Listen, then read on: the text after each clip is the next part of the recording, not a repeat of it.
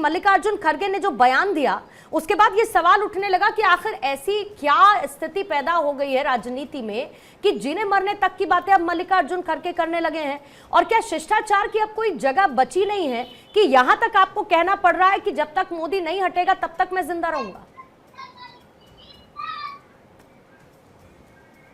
पूर्णिमा जी, शिष्टाचार की बात तो हम लोग 2013-15 अगस्त से शुरू करते हैं अगर, और अब 2024 में क्या हुआ है तो शायद आपको पता चलता कि सत्ता पक्ष के लोग किस तरीके की भाषा का प्रयोग करते हैं। लेकिन हम लोग इस भाषाई खेल में ना जाकर हम लोग ये तो समझें कि शब्द कितने ताकतवर होते हैं, क्योंकि एक छोटी हाँ और एक छोटी सी ना आदमी की ज़िंदगी को बदल देती है। खड़गे जी ने क्या कहा है? खड़गे जी ने अपने कार्यकर्ताओं को और जम्मू कश्मीर की जनता को संबोधित करते हुए ये कहा कि ये जो 10-11 साल का जो अन्याय काल है, जिसके मुखिया नरेंद्र मोदी जी हैं और आरएसएस की वो सोच है, उसको जब तक मैं उखाड़ कर नहीं फेंकूंगा मैं तब तक लड़ता रहूंगा। और उसमें वो जीने मरने का शब्द इसलिए आया क्योंकि जब आप जंग के मैदान में होते हैं तो जब आपका सेनापति इस तरीके का वॉर क्राई देता है तो आपके कार्यकर्ताओं के अंदर वो ताकत आती है कि आपको आखिरी कदम तक लड़ना होगा। और इस देश की जनता और उस संविधान जिसके ऊपर नरेंद्र मोदी जी के नेतृत्व के अंदर वो जो कुठाराघात किया जा रहा है उसके प्रति हमें लड़ना होगा। तो इन्होंने तो बिल्कुल ठीक बात कही। अब उसको आप किसी और तरीके से इंटरप्रेट करें उसका कोई बहुत फायदा नहीं है, क्योंकि देश की जनता इस बात को समझती है कि उस संविधान को बचाने के लिए और पंक्ति में खड़े आखिरी आदमी के लिए मल्लिकार्जुन खड़गे के नेतृत्व में कांग्रेस पार्टी लड़ रही है और उसका रिजल्ट जो है अभी 8 तारीख को आपको दिख जाएगा। ठीक है, धनंजय गिरे जी, आपके पास आते हुए क्या दिक्कत है? इस तरीके के शब्द, इस तरीके की शब्दावली तो बीजेपी भी इस्तेमाल करती रही है, जिसका जिक्र भी कांग्रेस के प्रवक्ता कर रहे थे 2014 या उससे पहले या अभी तक के बयान कई ऐसे उठाकर देख लीजिए जिसको कांग्रेस से बड़ी दिक्कत थी और बहुतों के लिए इस तरीके के शब्दों का इस्तेमाल किया गया।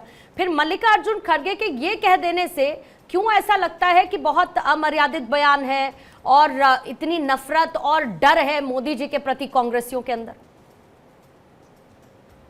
देखिए पूर्णिमा जी, ऐसा है ना कि मल्लिकार्जुन महादेव का दूसरा नाम है। महादेव गरल पीते हैं और समाज को अमृत प्रदान करते हैं। मल्लिकार्जुन जी को स्वनाम धन्य होना चाहिए, पर ये उल्टी दिशा में चल रहे हैं। इनके मुख से बयानों की जो धारा बह रही है ना, वो निर्मल नहीं बल्कि मिल्लल राजनीति को जन्म देती है। बेहतर होता है कि राहुल गांधी संसद में महादेव की जगह मल्लिकार्जुन जी की फोटो दिखाते हैं। इन्होंने कहा कि जब तक मोदी जी को हटा नहीं दूंगा तब तक मरूंगा नहीं। हम तो कहेंगे मल्लिका जी की सांसें चलती रहे और कांग्रेस सत्ता के लिए आंख हाथ मलती रहे। इस बयान से मृत्यु पर विजय पाने तक का संकेत मिलता है आपको। किसी को यह पता नहीं कि किस पल के लिए है, कुछ पल के लिए, कब तक के लिए है। इतना जीवन क्षण भंगुर है, लेकिन कांग्रेसियों के लिए मोदी भंगुर हो गया है। जागते सोते मोदी नाम केवलम। कांग्रेस अपना कैवल्य मोदी में ही खोजती रहती है। लगे रहे कांग्रेसी लोग, हम ये चाहते हैं कांग्रेसी लगे रहे। मल्लिका जी की सेहत पर उम्र का प्रभाव पड़ता है कि जो बातें ये कह रहे हैं वो किस अवस्था को परिलक्षित करता है, इसे पता चलता है। हम तो चाहेंगे कि हम हर सबके लिए उम्मीद क्या करते हैं कि उनकी सांसें लंबी हो, उनकी आयु लंबी हो, वो शतायु हो, दीर्घायु हो। और इसी तरह से राहुल गांधी की वेटिंग फॉर पोस्टिंग लगी रहे। कांग्रेस अगर नहीं जड़ हो जाती, अमर नहीं बल्कि रोज मर रही है इस मृत्यु लोक में मल्लिका जी का ये दावा, तो हम तो चाहेंगे कि उनको दीर्घायु हो, शतायु हो। और जो शब्दों की मर्यादा की आप बात कर रही हैं, अगर राजनीति में शब्दों को उठा करके देखा जाए तो कांग्रेस ने कितनी नीचे जाकर के बातें की है, उसकी मैं वानगी चैनल पर रखना नहीं चाहता। लेकिन अभी जिस विषय है कि मल्लिकार्जुन खड़गे जी, ये कांग्रेस में ये कल्चर जो निकला है, ये मोहब्बत की दुकान के पैकेजिंग में जो नफरत का असली सामान है वो सामने आ रहा है। कांग्रेस का नफरती चेहरा जिस पर मोहब्बत के लेबल और पैकेजिंग चल रही थी वो सामने आ गया। आपको छोड़कर एक दिन सबको जाना है, सदा जिंदा कोई नहीं रहेगा, ना मोदी जी रहेंगे, ना आप रहेंगे, ना हम रहेंगे। लेकिन ये दावा करना, हम तो चाहेंगे कि वो बहुत शतायु हो, दीर्घायु हो। और जैसा हमारे एक राष्ट्रीय नेता ने कहा, एक मंत्री ने, कि सैकड़ों साल जिए, क्योंकि मोदी जी की कीर्तियां ता-कयामत रहेंगी। जिस कश्मीर में खड़ा होकर के कह रहे हैं ये बात, वो कश्मीर ता-कयामत नरेंद्र मोदी जी के सामने कसीदे गढ़ता रहेगा, क्योंकि उसके माता के मुकुट बनी से धारा 370 की कालिक और 35A का कलंक जिस नरेंद्र मोदी ने धोया है, वो कश्मीर भी था कयामत मोदी जी के गुण ठीक है, गाएगा। एक काउंटर आने जल्दी वाले से समय नीरज में जी से कोई लेना ध्यान चाहती हूँ, क्योंकि नीरज जी देखिए लोकतंत्र की खूबसूरती यही है, और ऐसा नहीं है कि आपकी भी तो एक लंबे समय तक की सरकार रही है, 2014 में आप नहीं जीते। लोकतंत्र में ऐसा ही होता है कि कभी एक पार्टी की सरकार होती है, कभी उसको जनता हटा देती है, दूसरे को बैठा देती है। 2019 में भी आपने बहुत कोशिश की, 2024 में भी आपने कोशिश की, आप 2029 में मैं कह देती हूं कि चलिए आप एक बार को जीत भी जाएंगे, और मैं मल्लिकार्जुन खड़गे के इस बयान को आगे बढ़ाती हूं, मैं तब तक जिंदा रहूंगा जब तक नरेंद्र मोदी को सत्ता से नहीं हटा देता। 2029 में आप जीत गए तो पूर्णिमा जी, ये तो लोकतंत्र की खूबसूरती है ही जो आप बता रही हैं कि हर 5 साल में अपने रिपोर्ट कार्ड के साथ जाना होता है। पर प्रधानमंत्री जी का रिपोर्ट कार्ड है क्या, मुझे बताइए।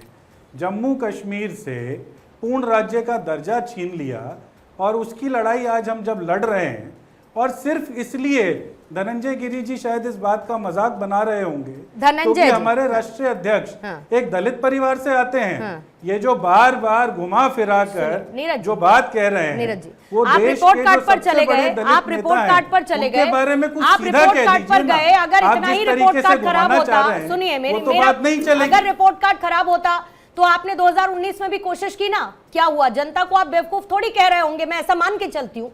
2024 में भी रिपोर्ट कार्ड खराब होता तो आप जनता को बेवकूफ थोड़ी कह रहे हैं, मैं ऐसा मान के चलती हूँ।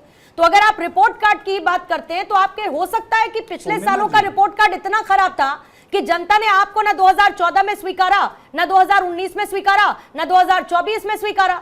यही तो लोकतंत्र की खूबसूरती है। फिर आती हूं धनंजय। मैं भी ये मानकर चल रहा हूं कि वो कई सारे जो कॉरपोरेट बैक न्यूज चैनल्स हैं जिन्होंने 2014 से 24 तक इस देश के अंदर भ्रम फैलाया, उसमें पूर्णिमा मिश्रा और भारत 24 नहीं आता होगा, क्योंकि वो जो भ्रम जाल पिछले 10 साल में फैलाया वो इस बार कम हो गया था। इसीलिए तो मुसलमान और मंगलसूत्र और छीनने की बात कर रहे थे ये लोग।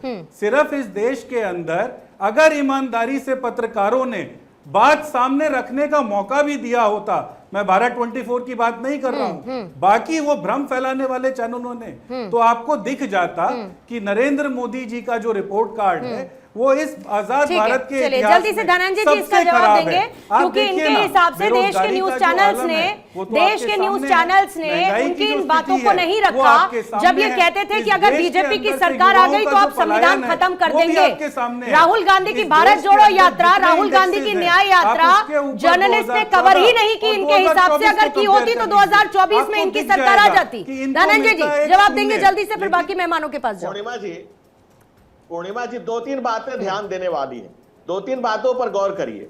जो ये दलित की बात कह रहे हैं, आप बताइए जम्मू कश्मीर में 75 साल तक बाबा साहब डॉक्टर भीमराव अंबेडकर के दिए गए संविधान से वाल्मीकि को, गुजर को, बकरवार को व SC/ST को आरक्षण का लाभ नहीं मिला। लेकिन कांग्रेस ने कभी नहीं कहा कि नहीं उनको मिलना चाहिए। जब धारा 370-35 से हटा है तब जाके दलितों को आरक्षण मिला है, तब जाके बाबा साहब के संविधान की ताकत से वहां मिला है। AMU में दलितों का आरक्षण खत्म हुआ, कांग्रेस मौन। जामिया मिलिया में खत्म हुआ, कांग्रेस का आरक्षण मौन। कांग्रेस के दिल में दलित नहीं है। दलितों के प्रति कितना द्वेष है, बाबा साहब डॉक्टर भीमराव अंबेडकर के प्रति कितना द्वेष था।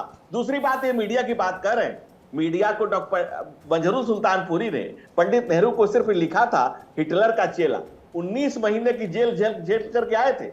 इस देश के सारे मीडिया हाउसेस को बंद करने वाली आदरणीय इंदिरा गांधी जी वे सबको बंद करनी थी। और आपके चैनल पर कहेंगे कि नहीं, आप तो लगता है कि नहीं है। सब जगह यही गाना गाते हैं। कांग्रेस के कुछ टेप रिकॉर्ड है, एक ही बात बजानी है।